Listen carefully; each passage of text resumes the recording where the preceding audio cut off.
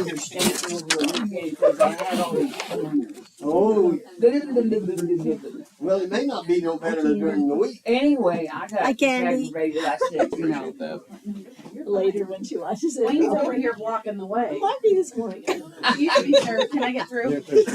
I always feel There's a a little lost kid or without something it. here, It's because making that like woman my over mind. there come He's over and always made faces today. Making sure that whatever's coming up next, Make sure I stay I've got all behind my ducks in a row. You're gonna stay behind me. Candy, make sure. Well, I don't want to be seen on it either. Terrible. I'm gonna stay So, behind you yeah. too. I'm glad it's Yeah. pointed that way. Yeah, they're anyway, I They're told invaluable them to just me. forget it. I was tired of dealing. and for whatever reason they want to do it. So I'm Yes. grateful. You know what? I like your bag. That's cute. You may have to go across the water to get going. I'm special to get Yeah. Oh, get in the water. No, I got a book at home that I got down the border from.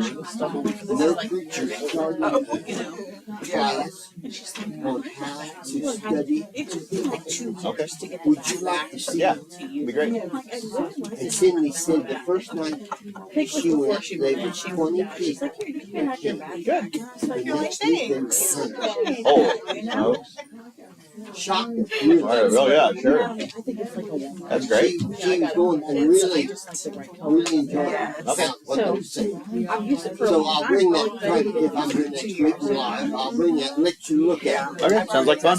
And you might want to consider it Yeah. sometime. Sure. Yeah. Something different. About it. And I was like, Yeah. I'm working on it. and so finally, I mailed it back. I knew she had it. I'm working on it. That's the thing. She Well, continued to she use All was right. using it. It wasn't just like sitting in her room. Like, Yeah, no, she continued to use it. Oh. All right. Daryl.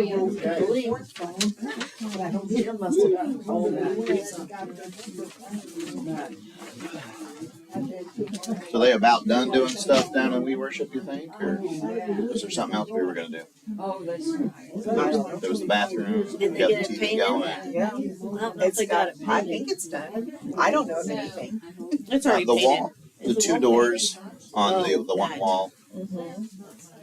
Do you want or need either of those? The one, they ended up putting a shelf Right. in that, and then there's just that one on the one side, and then the other one out towards the nursery. Okay. And so I think it's nice to have the two Each side, you should. on each side in case. If we're going to meet back down there, I think we're going to have to put a little hallway there, some kind of sound barrier. Yeah, for your sake and ours. Yeah, you know. Yeah, okay, we'll figure it out. It'd be probably more for your sake. Well, I know. I'm just trying to be courteous. Yeah. I didn't want to put all the blame on the kids. Yeah. Kids are kids, you know. Yes. I'm not going to change that. It is All nice. right. Hey, Mark. How are you? Right outside the Yes. nursery. That's Okay. why Anybody I else not get a paper? about having the door. Yes. Good on that. I mean, Yeah. it's not horrible. All right. Is Jim going to be here? Yeah. Well, that's all right. Okay. We'll see what For some happens. reason, Kathy didn't like it using both doors. All right. But I kind of like it because it's. He's nice. what? As long as nobody escapes. Oh, who knows then? You know what Yeah. I mean? But We I talked like about some having- detail of because some they board can nobody come will out ever of see. like the kids that pick up their siblings, like the Coleman girls. It was come neat and how pick the kids were Rebecca. verses. And Yeah, and they hymns. can come right from junior They worship. flipped through the hymn book and wrote The some way it hymns. is now. Yeah. That's great. Yeah. We've been So teaching the that's kids hymns on And Sunday then, nights. Like Maya's older So brothers when come Melanie's here to play, and pick we her don't dare up, try to get do it her a cappella. But Yeah. And it's just yeah, because I'm usually the one leading songs. So we need really loud music. don't have the littles in the nursery, so they don't have to walk around. Oh, yes, I am. Yeah, oh, yes, I am. But I'll do it. I mean, I'm not embarrassed. I mean, one time I did start So I've laughing, been trying. and it was to bad let because I couldn't control it. that Oh, it's. I'm not even sure it fellowship hall qualifies for that. side to get them. Joyful groaning or something. Yeah. Yeah. It is nice to have that. Not a strength of mine. All right, friends. I think we're ready to get started. Everybody got a sheet? Door into the bathroom. We're in Romans chapter 12, and I got to admit to you, this is nice. You know, we've been in the heavy stuff for a while now. And I know you probably don't think about coming to Sunday school and think about being stressed about that, but I have been to some degree because, man, it's some deep stuff. So I'll be honest with you, I'm glad to get back in the shallow waters. Now, maybe I should be careful. The Bible's never shallow, but let's just say from a study approach, it's not nearly as difficult. So very, very thankful for that. At the same time, I thought when I first dove into this, I was going to do the first 5 verses of Romans chapter 12. And then I got into Romans chapter 12, verse 1, and realized I can't do that. We're going to cover 1 verse today. How do we feel about that? 1 whole verse. But lots of good stuff. I think we'll have a good discussion. All right. Well, Jim arrived just in time. Just if he can get set up before. Oh, boy. Okay. We're in Romans chapter 12. You only got 1 verse to read. No? Okay. Go for it. All right. Therefore, I urge you, brethren, by the mercies of God, to present your bodies, a living and holy sacrifice acceptable to God, which is your spiritual service of worship. All right. Very good, Tyler. Also, I do want to commend Tyler because you spoke up loudly. That's a key to doing this work. So, good job. All right. So, we're going to break this verse down step by step and talk about it as we go. So, at the top of your sheet there, it says, therefore, I urge you, brethren, by the mercies of God. Now, to urge. If I'm going to urge you, that's not a word we use a lot, but what does that mean? If I'm going to urge somebody, what am I trying to do? Strongly suggest. Strongly suggest. Okay, Karen, sheets are up there on top of the Bibles if you need a sheet. Okay, so to strongly suggest, what else can you think of? There's no wrong answers here. I'm urging you. What am I doing? It's urgent. Oh, urgent. Ah, that's an interesting twist on that. Okay, very good. All right, that's Twist your arm a little bit. Okay, twist your arm. Okay. Encourage. There's a positive spin on that one. Very good. Anything else come to mind when it comes to urging? I don't know. It has a feeling to me of pushing. You know, to urge. I don't know. That's the feeling I get. Insist. Okay. Now, another thing I thought of when I thought of this is having a very strong opinion. Now, nobody in this room has that, so I don't have to worry about that. Yeah, okay, all right. Yeah, so I can have strong opinions too. Everybody's got their thing, their bee in their bonnet that bothers them. And boy, it takes a lot of discipline to know the difference between a strong opinion that's an opinion or something that is a fact. You know, some things feels like facts that are really opinions and vice versa.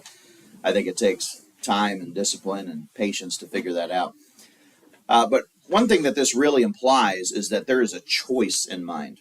Okay? Paul would not need to urge us if we didn't have a choice in the matter. All right? If God was just going to force us, make us to do these things, then there's no reason to urge. He would just snap his fingers and it would happen. Right? So, because there is a choice involved and there is an urging that needs to take place, this is probably not the easiest thing to do.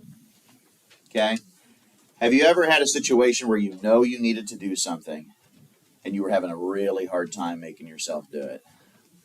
And that doesn't have to be a big thing, by the way. A small thing like dishes or laundry could be that, right? Sweeping the floor, taking out, that's the one I struggle with, is taking out the trash. There's some funny part of me that wants to see just how high I can make it in my office before it collapses. And it's not food. It's just paper and envelopes and whatever else. And it's kind of a game in my own mind. I don't think Kara sees it that way. But no, she does not see it that way.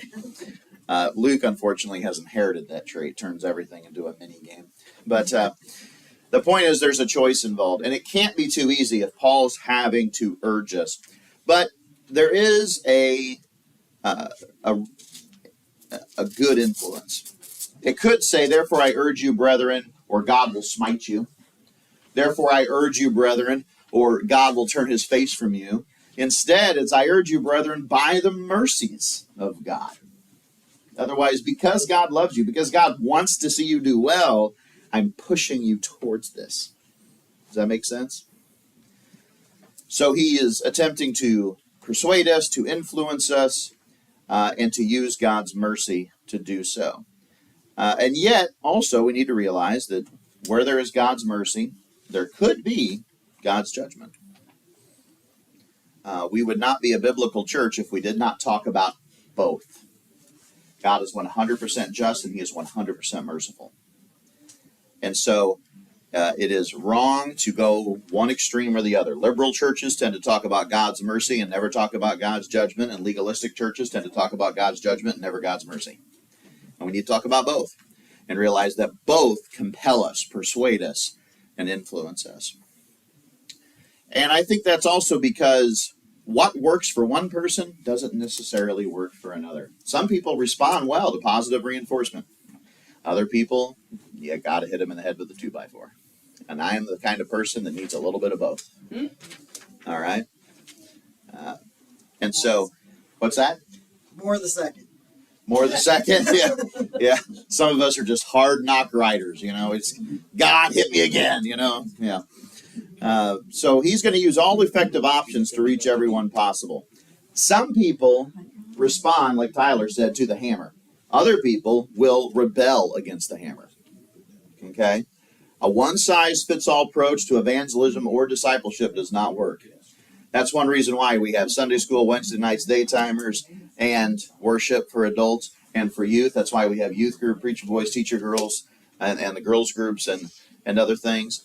Because you've got to have a different approach to reach different people. And I also try to have different people speak at a lot of those different things because a different voice can also be more persuasive. There's no one preacher for everybody. There's no one physical church location for everybody. You've got to have variety because something different reaches everyone. And that's also why I really don't like the copycat church model. You know what I mean by that? There are certain denominations, certain groups of believers that every church building's the same, every service is the same, the sermon is exactly the same. Like, I know that probably not something you experience a lot, but it is something that's out there. They probably have that overseeing government. Yes, the denomination that forces everybody to be the same. Yeah, and that is not effective. Even in Scripture, you see a variety of voices, variety of people, variety of places. Paul doesn't write the entire New Testament, only writes half of it. That's a lot. But does he purposefully send other people to speak for him sometimes? Yeah, he does that all the time, actually. You've got to have all types. And you got to have every kind of influence. And so, therefore, we need to be smart in our efforts to reach others. We might feel very strongly that we like a certain kind of preaching, but the person right next to you might actually be turned off by that, and vice versa. And that's hard to accept because we really like certain things, right? Like if we just did like a blind pass around a piece of paper and you wrote down the name of your favorite preacher, we might have as many names as we have people in the room. And if somebody wrote down Joel Osteen, first of all, we need to pray for them. But second of all, it'd be really useful to ask why, wouldn't it? Because if that appeals to you, then Joel Osteen can't do 100% of things wrong. What is he doing that is appealing to 1 million people who watch him? The love, promoting love, maybe. I don't know either. And I haven't delved into it. I'm just sort I of... don't listen to him, but I saw a HGTV show where I think it was Chip and Joanna did his daughter's home. Oh. She just got married and he wrote a poem that they ended up putting on a wall. It was beautiful. Starting your but it wasn't. Yeah. And I don't know how good a preacher he is. I never listened to him. Well, he's a very good speaker. He's a More of a, good writer too. I feel like when I listen to him, but I've listened to a few things, it's more motivational speaker Right. than it is I a got that preacher. impression too. Yeah, Alex, a few years back, as a joke, bought me a Joel Osteen motivational cube. You push buttons and Joel Osteen says random things. It was on the clearance aisle at Walmart. Not even the Walmart crowd wanted it. So that was entertaining. I still have it. It's in the copy room in the old building.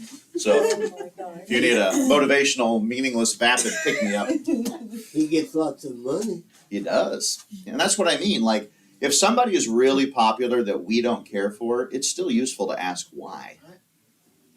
For example, if somebody, and I don't want to get into a debate or anything, but we just came off of a very strenuous election. If somebody votes differently than you, ask why. And be nice about it. I mean, come on, half this country votes one way, half votes the other way. It's not useful to villainize the other side. It's useful to ask why. Let's have a conversation. If people can handle that. For some reason, I don't know why people can't handle that. I can talk about anything to anybody anywhere and not get upset, but it just seems like most people get on fire immediately. I'm like, whoo, calm down, people. It'll be all right. Woo. Now, I've learned that everybody responds different to different preachers every time, a lot better the last few weeks, because like one of Jamie's assignments now every week is we have to watch a preacher, and then we have to write a 500-word essay on it, and most always contradict each other. Like what I don't like, he likes. What he likes, I don't like. And we just learned we're totally different styles connect with us. Yeah. And it's a good thing to learn that about each other, because then you know how to communicate with that person too. And Paul even says in 1 Corinthians, I think it's 1 Corinthians 9, be all things to all men so that you might save some. You know, you've got to adjust your style based on the audience. Paul himself did this. When he went to Athens, he spoke differently than he went to Thessalonica. Or when Timothy went to Crete, or, you know, just the message stays the same, but how you present it may change. All right. So we need to be smart in the efforts that we have to reach others. And some context here is in the previous two verses in chapter 11, verses 33 and 34. Jim, would you read that? 33 and 34. Okay. Yep. Oh, the depths of the riches, both of the wisdom and knowledge of God. How unsearchable are his judgments and unfathomable his ways. For who has known the mind of the Lord, or who became his counselor, or who has first given to him that it might be paid back to him again? Okay. That's fine. All right. So the greatness of God. That's the context here. And so Paul wants to use the greatness of God, the mercies of God, and earlier on we read plenty about the judgment of God. Whatever reaches you or me or our friend, our neighbor, or even our enemy, we need to use that in order to reach people for the Lord, because he desires all people to be saved. All right, now the second part of chapter 12, verse 1, to present your bodies a living and holy sacrifice. This is a pretty unique verse. I can only find one other verse in the New Testament that really sounded anything like that, and it's 1 Peter chapter 2, verses 4 and 5. I'll go ahead and read that here. It's written on the middle of your sheet, Roman numeral 2, letter A. And this is what it says. And coming to him as to a living stone, which has been rejected by men, but is choice and precious in the sight of God, you also, as living stones, are being built up as a spiritual house for a holy priesthood, to offer up spiritual sacrifices acceptable to God through Jesus Christ. So in Romans, Paul says a living and holy sacrifice, and Peter says living stones, a holy priesthood. So these are all descriptions of what it means to be a faithful Christian. So let's just kind of go through them and talk about them one at a time. When you think of being a living and a holy sacrifice, living. When you hear that word, what do you think of? Something is living. What is it doing? Breathing. Breathing. Okay. What else? It's alive. If something is, okay, let's use that word alive. If I say, boy, that person's really alive, what am I saying about them? They're on fire. They're active. There's something about them that's moving. Can somebody be alive but act like they're dead? All of us about 10 o'clock at night, right? Something like that. Okay. Yeah. So I think the idea here about living isn't just about being alive, but actually acting that way. That it's obvious that we are living for the Lord. And so if we have this act of faith and we combine that with a holy faith, when you think of the word holy, what do you think of? Getting lots of good answers here. Pure. Pure. Yep. Good. What else? Set apart. Set apart. That's the technical definition. Yeah. Yeah. You're separate from, distinct from the world. What else would you think of holy? Holy describes God. What does that bring to mind? Good. Goodness. Yeah. What else? Making you think. It's good for you. There's a test at the end. Blameless. Yeah, blameless. Absolutely. Yeah, there's a holiness to you. We often associate that word with righteousness. And so we have this act of faith. We have this faith that's set apart, that's distinct, that's blameless.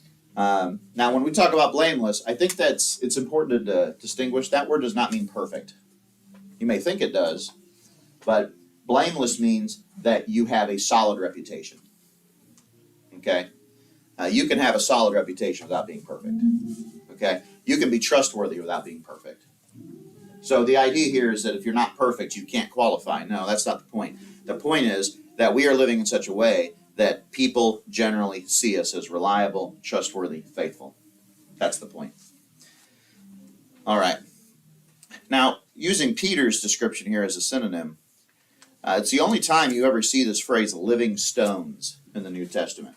Now, that's a very strange phrase if you really think about it. Have you ever described a rock as being alive? Boy, that rock really acts like it's alive. No. Don't you remember they had pet rocks? Pet rocks in the 70s. Let's bring it back. No, I'm kidding. Okay.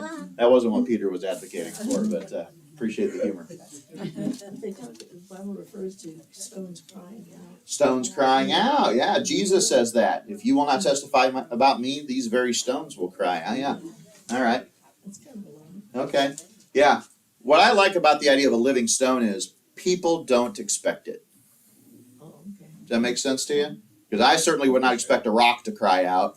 I don't ever expect a rock to be alive. Never seen one with the circulatory system after you break it open, nothing like that. But rather, the idea here is that people do not expect, maybe another way of putting it is, how rare is it to meet somebody who's so on fire for the Lord that you don't even know who they are, but you haven't met them personally. You just kind of see them at a distance. But you can tell there's something different about them. You can tell that there's something about them that is different. They're not joining in on the office gossip. They're not joining in on the revelry. They're not, drinking in the workplace. They're not cursing. There's just something obviously different about them, and you haven't even met them yet. There's something alive about them that is unique. And I think that's the projection we should be attempting to be in the world. To be something people don't expect, to be that living stone. And then the holy priesthood. Peter's the one that brings up the idea that all Christians are priests. And I've long thought about how can I more successfully drive that into people's minds. Because when you picture a priest, just any priest, what do you think of? Just give me some synonyms. Catholic. Catholic, well, yeah, okay. But let's be more generic than that. Just priest in general, what do you think of? Someone who's robed. Robed, they're decorated, Solemnity. the solemnness to them. You know why I didn't say the word you said? Because I can't say it right. So I'm going to use solemnness, a sense of solemnity. I can't, that's a tough word. Yeah. What else when you think of the word priest? Again, just generically. Somebody who serves. They have a purpose, a religious purpose, something like that. Kind of their job. Yeah, a job is kind of their occupation, their identity, really. Yeah. And that's the idea I'm kind of coming across here. If I could just stress this in people's minds, when you become a Christian, you are serving the Lord very personally. You are a priest. We have this spectator Christianity a lot of the times where people just come and watch and listen and then that's it. And that's never the idea. We're supposed to be a living stone. We're supposed to be a living sacrifice. We're supposed to be a priest, and not just the preacher, not just the leadership, but everybody. Everybody's in the priesthood. And it's verses like this that really, not to pick on Catholics, but the Catholics and the Mormons share this in common. They both have a priesthood distinct from the body of believers, and that's not biblical. And in fact, I think it's detrimental, because if you and I are convinced that we are priests, well, you and I are a little more motivated to do what we're supposed to be doing, right? Yeah. So I think those are very powerful verses that unfortunately the Catholics and the Mormons cut off at the knees. And it says here to offer up spiritual sacrifices acceptable to God through Jesus Christ. Is it hard for you, like it is for me, to believe that anything you or I do could please God? Because I struggle with that. Because I'm like, come on, you're God, and I'm just little me. Is there anything I can do that would really please you? But there is. This phrase is used actually throughout the New Testament. The idea that God will accept who we are and what we're doing as long as it's through Jesus Christ. That's an amazing thing. Something else that these verses talk about, ideas that came to my mind. If you look at Roman numeral 2, letter B on your sheet there, being a Christian is voluntary. Because what does it say there? I urge you to present your bodies. Otherwise, it's your choice. I can urge you, I can influence you, I can persuade you, but in the end, it's up to you. It's up to me. And I think that the voluntary nature is really undersold in faith. Because let's say you're going to give a gift to the church or give a gift to a mission, okay? If you're forced to do that, and I'm not sure how you would be forced to do that in modern context, but throughout history, it wasn't uncommon at all for things just to be confiscated from you and given to whoever and all that. But if you choose to do that, what's the difference? Like, how do you feel about it? Feel good about it? You're willing to sacrifice for something you believe in? Because like if you're going to give a large amount of money, it's large in proportion to you, right? If you make $10,000 a year, $100 is a massive amount of money. But if you make $1 million a year, you'd have to give quite a bit more for that to be a sacrifice. Now that's between you and God. I'm not giving you a percentage that equals that amount. It's different for everybody. But the point is, we're voluntarily doing this. We are choosing to do it. Everybody who comes to church comes, other than some of the kids that are forced to by their parents. Everybody's here because they choose to be. That's a beautiful and wonderful thing. And nations in the past that tried to force people to go to one religion or another, even today, that's true with some, that doesn't work. I can force somebody to come to church. I can't make them a Christian. And that was a big error of a lot of the past. And I'm not trying to boast, but it was the Christian churches in America in 1793, they were the first to come up with, hey, let's not establish a law where you have to be in church. We were the first. It's kind of amazing. It took us 1,800 years to get on God's plan. Yeah.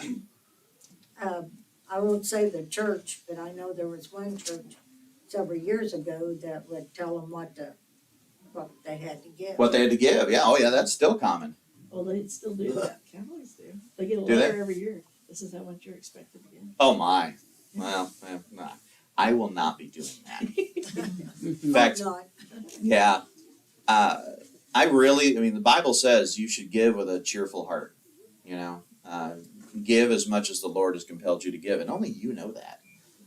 I don't believe in strong-arming people about that. I don't think it's useful to force people. I think if you force somebody to do anything on a voluntary basis, you'll get short-term results and you'll get long-term absence. You might get them to do it immediately, but they're going to find a way to get away from you. That's not a good long-term plan, okay? So the voluntary nature of faith is amazing. And so think about this. People have voluntarily been coming to church, giving, sacrificing their time, their resources, all of their own volition. And it works. It turns out God's plan was best. Who would have thought? I think we really undersell that. The Christian life is active. We already talked about that. It is distinct. Now let's talk about that for a minute. Melissa brought up the idea of set apart. How can a Christian set themselves apart properly in the world? Now, we could go around with just giant billboards, sandwich boards on us that say, I'm a Christian. And yeah, you'd be distinct, but that's not going to help us out. Instead, how can we set ourselves apart in a way that's productive? I'm really going to make you think this morning. But this is something we all need to be able to do. Show example. Yeah. I think one of the best examples in modern culture is how we behave at a restaurant. I mean that. If you have a waitress or a waiter, you have a personal interaction with them. You have an opportunity to show kindness when other people aren't. You have an opportunity to show grace and mercy when other people aren't. I mean, my daughter was a waitress for a long time, and I worked in fast food for 5 years, and I know what it's like to be on the front line. We have no control of what's going on in the kitchen. Zero. In fact, if we try to have control, they will sabotage what we ask them to make. I'm telling you. I don't know what it is about being a line cook, but they are. I shouldn't say that. Many of them are difficult, okay? They're going to do things their way on their timeline, and you're at their mercy. So when you're yelled at by the customer, that's not helpful. No. Sorry. Now, is there such a thing as a bad waiter or waitress? Sure. But if the food isn't good, it's not their fault. 99% of the time. Exactly. We went to supper with this couple one time. Uh-huh. 'Cause she complained to them until they told her she didn't have to pay. And I think that was something she did a lot. Oh, to get free food. That's Yeah. so embarrassing. We had So a we only went with them once. Yeah. and that we had a was it. blacklist at Hardee's for people like that. If you did that 3 times, we didn't serve you anymore. I was a waitress several years, and I accidentally tripped on a chair and threw orange juice in this lady's face. She continued to be to me. Now that's what I'm talking about. That's what I'm talking That about. was a real test. That's Yeah. why I did it. Yeah.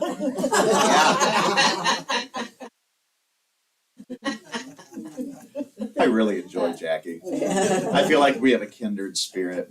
Yeah. Yeah. Good times. Yeah, that's what I'm talking about though. Just eating at a restaurant, we have an opportunity to be truly distinct, to be set apart, to be graceful, merciful, and to have the opportunity to show love. And that's just one example, but it's an easy one. And for whatever reason, you go to Chinese like on, of course, Wayne goes every week, right? Yeah. Yeah.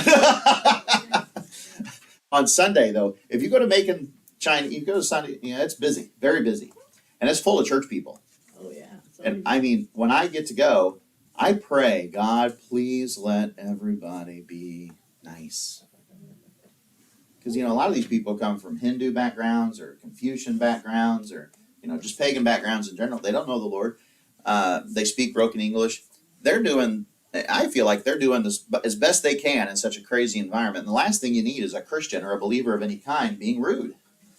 they didn't realize But it's hard not to be if you're eating Chinese. Oh, Wade. Oh, Wade. Oh, my gosh. Oh, that's I, okay. I want everybody to know in this room that Wayne and I went together one time, and it wasn't terrible, was it, Wade? No, I got along fine. I behaved myself. Well, good for you. Good job. Yeah. Yeah, it was a good time. It was fun. But that's just one example. Any other examples you can think of where we can be distinct or holy? Again, I think this is really useful to know. How we can be different than the world. Modest. Modesty, yeah. We touched on that yesterday. And that's a simple thing to do. The Pittman girls did a Uh-huh. presentation in this fashion show. And that was really good. Good. Good deal. That's very useful. Yeah, I think a lot of young women struggle with the idea you don't have to expose yourself to be attractive. In fact, what's ironic is the more mystery, the better. Really. That's You'll attract the right kind of man Right. hiding those things. It's just a fact. Yeah. So what do you do if someone in Christian wants to, do you do just suck up? It depends on the situation. It really does. For example, if they're not a believer yet, they haven't come to Christ at all yet, I'm not going to say much. I'm unless it's just unbelievably. Like I actually had a situation one time at NYR where a couple of girls came with us and they weren't believers yet. Boy, I was hesitant, but I mean, everything was hanging out. And I went to them and I said, "You got to cover up more. You just have to." And they never came back. They were gone. Never saw them again. They left NYR and never came back to church because they were so offended. But I mean, it was like egregious. It was a lot. Yes, Yeah. I understand. And I mean, there is a line, but and it's a tough thing to do because I know what's going to happen. I know they're going But you to, gotta do it. but there is a point. Now again, that can be a fine line, and it's hard to know because your opinion or mine may vary on that. I've had to learn that sometimes I gotta separate public forums from being the right time to say things. Yeah. You know? Well, what I did was I happened to be where nobody else could hear, and I just said, "You've got to cover up more. Sorry, you just got to." And even that wasn't enough for them to have any sense. And what's ironic is I think later on in life they're going to realize that was proper and okay, and maybe they'll come back. But man, that was I knew what was going to happen. That's a rough one. I have trouble not yelling at parents sometimes. Not Yelling at parents. yes, sometimes. It's very hard for me. Because like I told you, Emma's old enough this year, she's doing the dances and all that. Oh yeah. Emma is on her own a very modestly dressed person, always has been, and she's really come into it more. But we took her to the dance. She's got a long sleeve dress on, leggings with it, and all the other girls there, 12, 13, 14 years old, and everything is hanging out of their dresses. And I'm like, this is a public school. Well, that's Like, the whole have point, though. some respect. Well, the public, you know? the public I schools know. have no standards. I know, and That's where the problem. and what kills me is not to knock on him too hard about Bevere's superintendent over there. His father's minister. But here's the thing, though. I mean, we've reached a point in our culture where any kind of criticism of modesty at all is considered a personal attack. That's sad. And but yet at the same time, I want to cast a little hope in this situation. The kids themselves, I have started to see rebel against this to some degree. I've seen it at youth group. Because nothing convinces a peer more than another peer.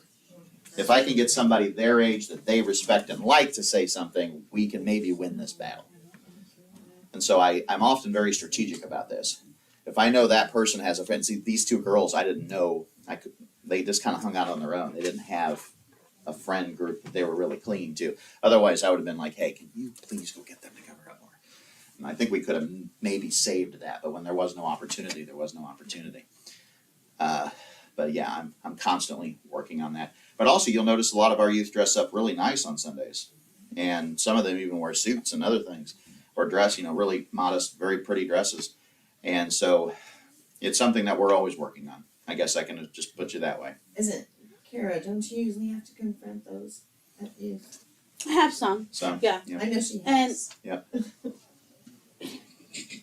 we as leaders kind of know a little bit more about what's going on in some of these youth lives and stuff like that too. So you have to take the totality of circumstances all together and make sure it is, one, the right place, and two, the right time. You know what I mean? And sometimes you don't necessarily just address that modesty issue right there. Sometimes there's some other things that are contributing to that. So as, you would talk about those ones that like at the dance, a lot of them are not like us, we're not of this world. So it has to be, one, proactive, I guess, sometimes how you do it, because that's what we can do is teach our youth, our kids, you know what I mean? And as Josh said, so they can have that influence. So it's, I guess every situation is different. There's no one way to do it. You just have to take it all together. Also, I've had a situation or two where a kid told me, hey, this person's going to show up in advance with something offensive on because they want you to say something. They want to start a fight. And that is true. Oh my Yeah. gosh. No, that's just, come on, it's teenagers. Isn't a lot of that attention, I want attention? Yes, of course it is, yeah. Okay, like the big black tattoo on their necks. Yeah. Yeah. And How dare you notice the giant thing on my face, right, yeah. And the things hanging out of my nose. Right, yeah. You're such a pretty girl, why would you? That's because they want attention. Collecting snot. So, We all think that. so in those situations, right, I know somebody's going to do something that's offensive. I have to evaluate the situation. Is it something that peer group is going to be offended by, or is it only something that those of us with any sense are going to be offended by? Because if it's only us, then I will not respond in that moment to surprise the kid, but then talk to them later. And that's something you have to think about too. It's all strategy. Is that a lot of, with our youth, I guess, in certain youth cases, any attention in those ones that have those homes like that where they don't receive the attention, any attention is the attention they're getting. Whether it's behavior for negative attention or positive attention, a lot of times, a lot of it comes from they act out in that to get that attention even if it's negative. Well, and some of these kids have parents that encourage this insanity. Mm-hmm. We have a lot of first-time believers in this church in terms of youth, and their parents reluctantly let them come. Mm-hmm. And yet, you'll see mom out who looks worse than the kid, and the kid looks worse as it is. Yeah, it's something. It's an endless struggle. I just want you to know we're on it as best as we can possibly do. All right, kind of near the end here, we talked about selfless sacrifice. We talked about being acceptable to God. One thing I'll touch on before we close here is Roman numeral 3, letter B. There's a progress of discipleship, and I think that this passage alludes to that. Otherwise, we start in one place, but hopefully we'll end in another. Hopefully we start our journey with Christ, but we end differently than we began. But do some people get out of the baptistry and never grow from there? Yes. We're actually told that by Jesus in the parable of the sower. Right? There's two different types of people that will come to faith and won't grow for different reasons. Okay? So it's sad, but it's inevitable. I hate to tell you that. I would love to tell you there's some magic solution or something different that you or I could do that would guarantee that everybody who comes out of the waters of baptism grows. But there's no such thing. We want to believe that, but Jesus himself taught us differently. What did he say? Only 1 out of the 4 types would grow. There'll be those who never receive it. There's the ones that do receive it and never grow, and there's only 1 that receives it and grows. Now, I don't think that means 25% as an absolute figure, but I'm also telling you there's no way to make sure somebody grows in faith. And that's a hard truth to accept. Now, at the same time, that doesn't alleviate our responsibility to do all we can to help those people grow and to progress, but in the end, it's not up to me or you. It's their choice. It's voluntary, once again. But I think a proper conversion begins with fear. The fear of the Lord, the fear of judgment, the fear of sin, the desire to be saved. That's where it all begins. That's a proper way to come to Christ.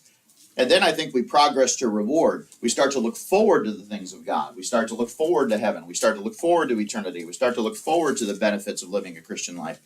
But then it ends with love, where otherwise we love God regardless of what happens. We love his mission regardless of how hard it is. We want to love him for his sake. And I think you could almost have the same relationship with your parents as a child. You begin with fear to some degree. You know, when you're a teenager especially, you're mostly behaving not to be punished. Okay? I mean, I can relate to that. And then you start to do things because maybe mom and dad give you an allowance, or maybe you get a job and you're making a wage. So you're willing to work for the reward. But then, as you become an adult and you realize your parents weren't wrong about a lot of things, in fact, they were right about a lot of things, and they loved you through the insanity, that you now love them because they're them. Not because of what they can do for you, not because you fear them, but because you truly have come to appreciate who they are. And so I think that it's a very similar progression in discipleship.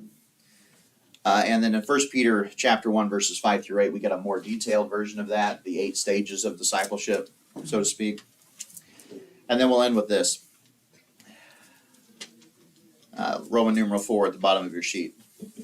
No other Bible verses put these words together like this. And what I'm talking about is, which is your spiritual service of worship. Worship on Sunday mornings is essential, but it's not sufficient. I mean, when you have a congregation of around 200 like we do, an average between 150 and 190 on a Sunday, you can put, and not that I'm going to name any names because that'd be wrong, it'd be totally wrong, but in any congregation of any size, you'll have a percentage of people who are there for everything and do everything and volunteer for everything and give to everything. And then you'll have one step back from that where they show up and they serve some and they give some. And then one step back from that, they show up but they don't really do much, they don't really give much. And then you have those people that show up sometimes. That's every church. Has been, always, always will be. Otherwise, why would Paul need to say, do not forsake the weekly assembly as some are in the habit of doing, Hebrews 10, chapter 10, verse 25. It's always been true. Now, we do all we can to encourage the growth and discipleship and all that in the church, but let's just say tomorrow, and it's probably not going to happen in the next 24 hours, but it could happen eventually. Let's say Christianity becomes illegal, we have to start meeting underground. Do you think the people who only show up occasionally are going to go? Do you think the people that are doing half-hearted service and giving are going to show up and risk? No. Who's going to show up? The core group.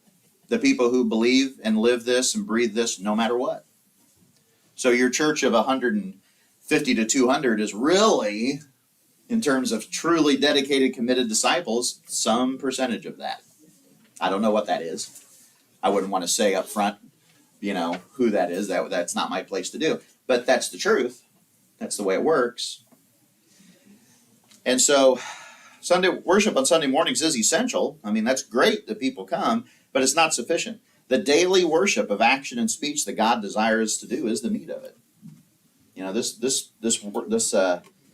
This idea of worship, when we think of worship, we usually think of Sunday morning service, right?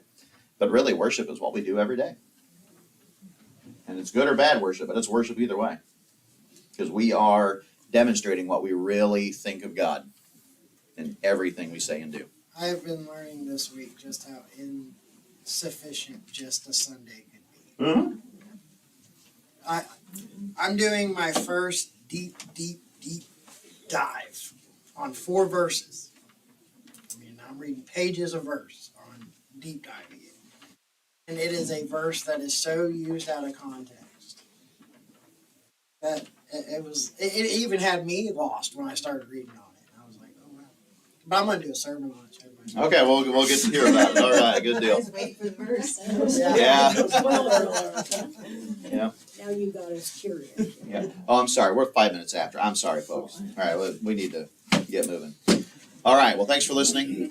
Good discussion today. Appreciate that. Made y'all think, and you did a good job. So, all right. Is David okay? He's teaching some teacher. Oh, good. My class. Nice. Yeah. That explains why you're in here. It took me an hour to figure that out. If you're curious if I'm as dense as you think I am, I am. If you're curious why I don't get things immediately, that's why. I'm slow on the uptake.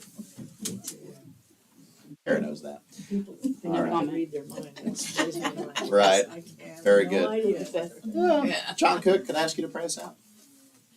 Father, thank you for the opportunity to gather here and learn from your word. Please be with the message. God, we ask these things in Jesus' name. Amen. All right. Thank you all. Because in March of